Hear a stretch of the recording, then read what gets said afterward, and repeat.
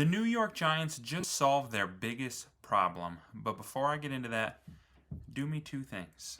First, like and subscribe. Got a lot more Giants content coming here. And I think it's going to be a super fun season. I like to talk all things Giants football right here on this channel, so don't miss out.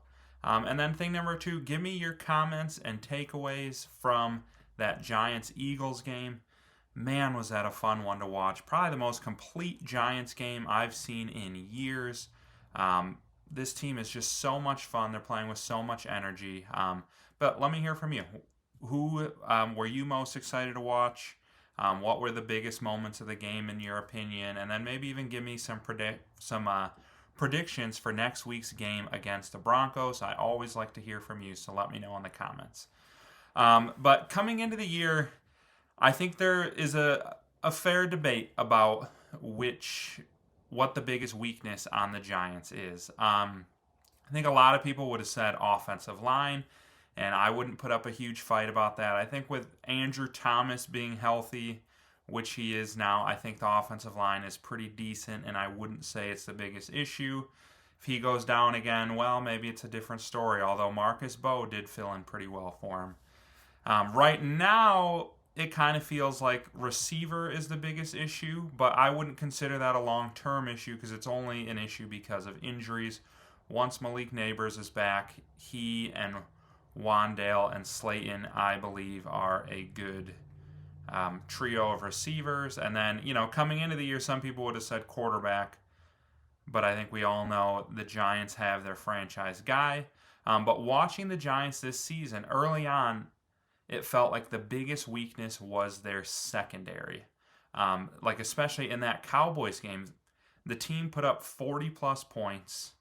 And, you just know how good of a D-line they have, and yet they just could not stop the Cowboys from scoring.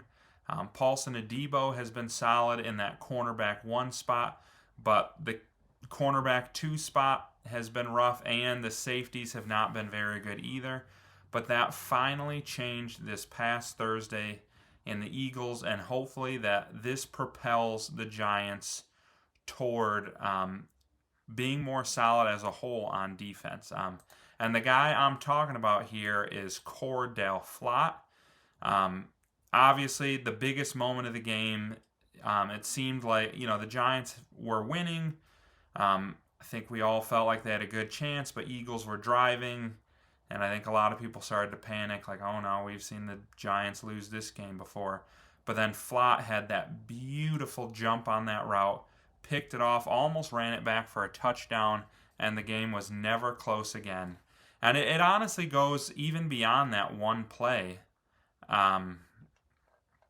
Let me scroll down here to some Pro Football Focus grades.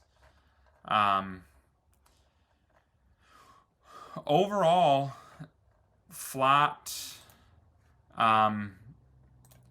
he graded at like a 68.4 overall on defense, which isn't incredible, but that is like above the average. If you're 60 and above, you're at least playing average football. But in coverage, he actually was a 73.7, which is, of course, his biggest job. He struggled a little bit on tackling, but overall, he played great in coverage, made a big-time play, and that's one of the better corner performances we've seen by the Giants this year. And it's this isn't against, I'm trying to think of a team off the top of my head with bad wide receivers, but, this is against the Eagles, who have A.J. Brown. He is kind of a basket case right now, but he's still A.J. Brown, as well as Devontae Smith. This is a good group of corners, and the Giants did a great job of this is a great group of receivers, and the Giants did a great job of shutting them down.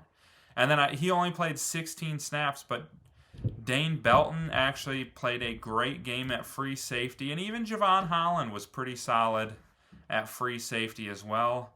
I like Drew Phillips. I've talked about him on the show. I really like him in the nickel. He's going to give up big plays here and there because he's just so aggressive. But I love the way he tackles and crashes down and tries to, rip out the football. He's just a super fun and aggressive player to watch. But like overall, against a really good offense, like the Giants held up super well. I know Dallas Goedert had a pretty big time game, and A.J. Brown did end up getting 80 yards. But like this was a team who was held to 17 points overall, all in the first half, and 10 of them in the first quarter. So like the Giants really clamped down and locked them down in the second half. And hopefully it's something we can see from them moving forward, because you're not going to face a lot of better wide receiver groups than what the Eagles have. So I'm super excited to see that. Let me know what you guys think in the comments, but I'm really hoping Cordell Flott can be the answer to the number 2 cornerback position that we've been looking for. I think we all wanted it to be Deonte Banks. Like you see, he just has so much talent. He was a first-round pick, but I don't think it's going to happen with him. He just has never really seemed like that guy. So hopefully Flott has that secured now and can continue to make big plays like he did this week. Because like this, I've said it before, I'll say it again, I'll continue to say it. This is the best defensive line in the NFL. We haven't seen that much yet from Abdul Carter. I mean, he's getting good pressures. We haven't seen him take over a game quite yet, but he's going to do that, especially with all the one-on-one opportunities that he's going to get. And then, like Brian Burns right now, I think you could make a good argument as Defensive Player of the Year. He leads the NFL in sacks, and we're getting the best year yet that we've seen out of Kayvon Thibodeau. He looks like what we had hoped he would be when he was drafted. Like, this is the best defensive line in the NFL. But you watch a game like the Cowboys game, and if, the receivers are beating the corners off the ball and the quarterback can get the ball out in 2 seconds or less, the pass rush, it doesn't matter how good they are, they're not going to get home. But if you can get guys like Cordell Flott to step up and Paulson Adebo to continue to play well, and, safeties like Belton and Newman to continue to improve and play better, then all of a sudden you're going to see this pass rush start to get home a lot more.